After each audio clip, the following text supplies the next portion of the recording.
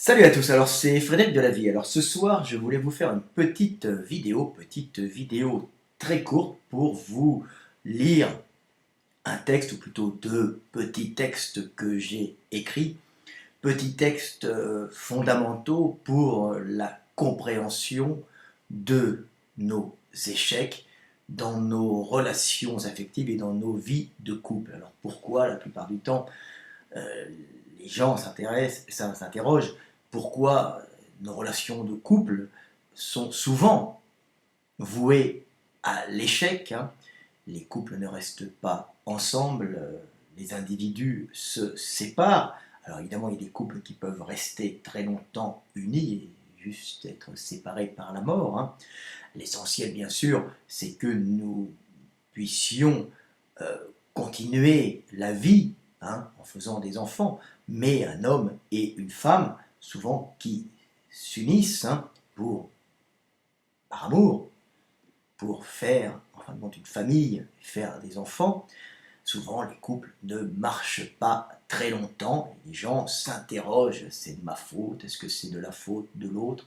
Et je vais vous montrer que, en fin de compte, c'est souvent quelque chose de très basique et il y a une cause très très simple, hein, au fait que beaucoup de couples ne fonctionnent pas sur du long terme. Alors, ne fonctionnent pas sur du long terme, surtout dans nos sociétés modernes où, en fin de compte, les gens vont par choix personnel avec les autres et ce ne sont pas des mariages arrangés par les familles, hein, pour pouvoir faire des enfants, continuer la vie et conserver les biens matériels, les biens qui permettaient justement de pérenniser cette vie en apportant une protection énergétique et un apport énergétique. Donc je vais vous lire ce petit texte et ces petits textes, vous allez bien vite comprendre et vous allez me remercier et dire ah c'était si simple. Alors, mon premier texte s'appelle Liberté et solitude. La stabilité d'un couple est basée le plus souvent sur des rapports hiérarchiques de dominant-dominé, dont le but est d'optimiser la quête énergétique. Ainsi, un homme dominateur devra trouver une femme soumise, et une femme dominatrice devra trouver un homme soumis. Si tu es un être libre, il y a de fortes chances que tu ne trouves aucun partenaire, car tu fuiras le dominateur pour conserver ta liberté, et le soumis te méprisera, car tu ne l'auras pas asservi. Ainsi, l'humanité étant majoritairement constituée de maîtres et d'esclaves, l'être libre, dégagé de la hiérarchie des hommes, a de fortes chances de rester seul, à moins qu'il ne rencontre un autre individu libre, auquel il s'associera dans le partage et l'harmonie pour que perdure le monde. La liberté a un prix, qui est souvent la solitude. Alors, effectivement, les êtres libres ont beaucoup de mal à trouver un partenaire qui restera avec eux pour la bonne raison que, globalement, majoritairement, l'humanité est faite de dominés et de dominants. Ah, ça n'a rien de mal, c'est en fin de compte la solution la meilleure pour optimiser la quête énergétique et la survie du couple et en fin de compte la survie des petits, donc la transmission des gènes. L'association dominé-dominant ou dominant-dominé n'a rien de péjoratif pour le dominé et n'a rien de supérieur pour le dominant. C'est juste que dans une quête énergétique et dans une recherche de stabilité, si les deux individus veulent dominer, il y aura conflit, et à ce moment-là, il y aura perte de temps et perte dans la recherche énergétique, dans la capacité d'accumuler l'énergie pour pouvoir, en fin de compte, faire une famille et faire croître des petits et leur donner toutes les chances de survie. Donc, depuis que l'homme est l'homme, les couples, en général, se forment dans des situations de dominé-dominant qui sont en vérité des situations permettant d'optimiser, bien sûr, la recherche énergétique en ne perdant pas de temps. Il y en a un qui va décider et l'autre qui suivra. Car si tout le monde veut décider, ou s'il y a deux soumis et en fin de compte personne ne décide, on n'ira nulle part. Hein. Et si deux personnes veulent décider en même temps, ça sera une perte de temps et on n'ira nulle part non plus. Donc les couples qui marchent le mieux, c'est les couples dominés, dominants.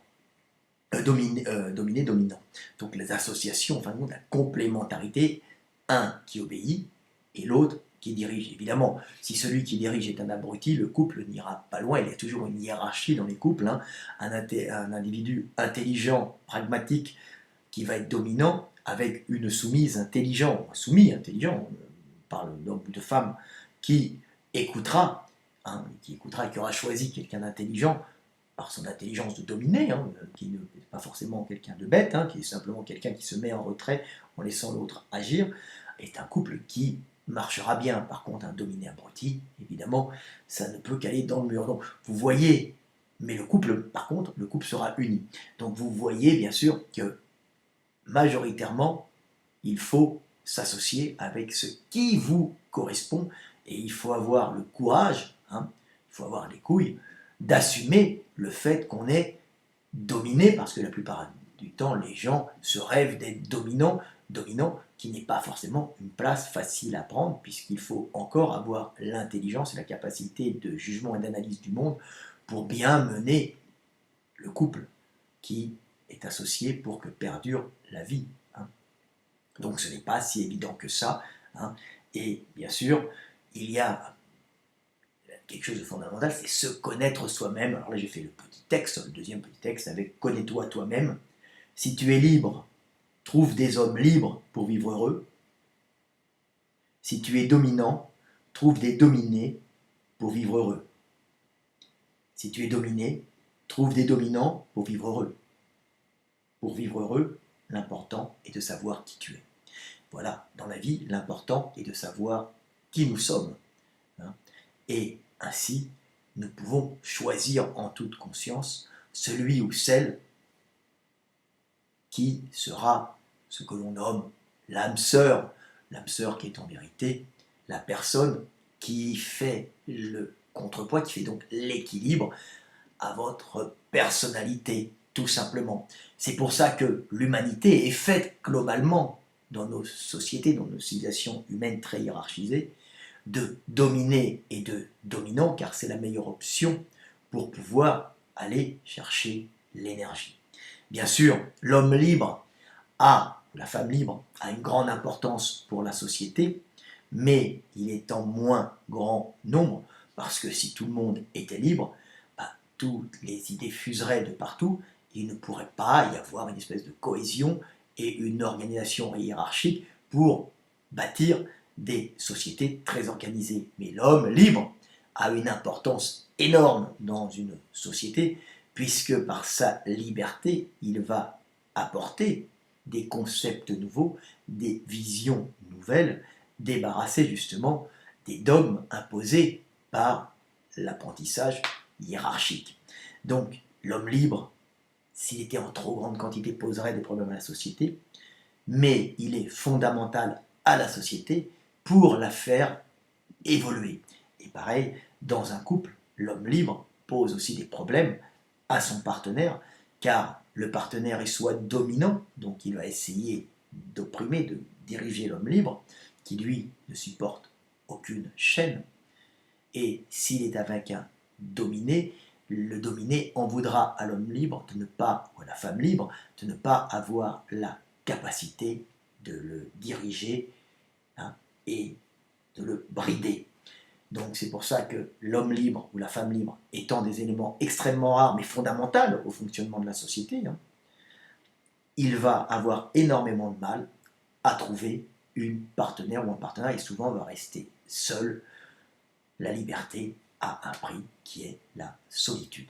Ce qui ne veut pas dire qu'il y a des individus supérieurs ou inférieurs, dominés, dominants, libres, sont les trois types d'individus qui façonnent nos sociétés, nos civilisations, nos sociétés humaines, et qui sont fondamentales à leur bon fonctionnement, les uns étant en majorité le libre étant en minorité, étant l'individu qui trouve, découvre, débroussaille dans tous les domaines, que ce soit scientifique, de l'aventure, de la conquête, à tout niveau, mais cet individu a beaucoup de mal à trouver quelqu'un qui lui correspond, car ils sont en petite quantité et ils ont du mal à se trouver. Mais quand ils se trouvent, s'ils sont intelligents, parce qu'on peut être un homme libre stupide, hein, quand ils se trouvent, eh ben, en général, ça fait des couples harmonieux qui ensemble discutent et de leurs intelligences, chacun ayant de leurs intelligences propres, hein, et de leur liberté, sont capables, par la coalition et par la discussion et l'intelligence et l'analyse, d'aller très loin dans le monde, dans la vie, et de pouvoir être un couple merveilleux aussi. Mais globalement, ce sont les dominants qui s'associent. Et si vous êtes dominé et vous allez avec un dominé, ça n'ira pas. Et si vous êtes dominant, vous allez avec un dominant, ça n'ira pas non plus. Donc faites très attention. Connaissez-vous vous-même, analysez-vous, sachez qui vous êtes, prenez du recul, n'ayez aucune honte à être dominé. Hein. Être dominé avec intelligence, c'est quelque chose de très fin. Hein. Être dominant avec bêtise, c'est fréquent et ça ne va pas très loin. Allez, c'était Fred Delavier, petite vidéo qui j'espère vous permettra de mieux mener votre existence et de trouver l'âme sœur. Allez, à bientôt.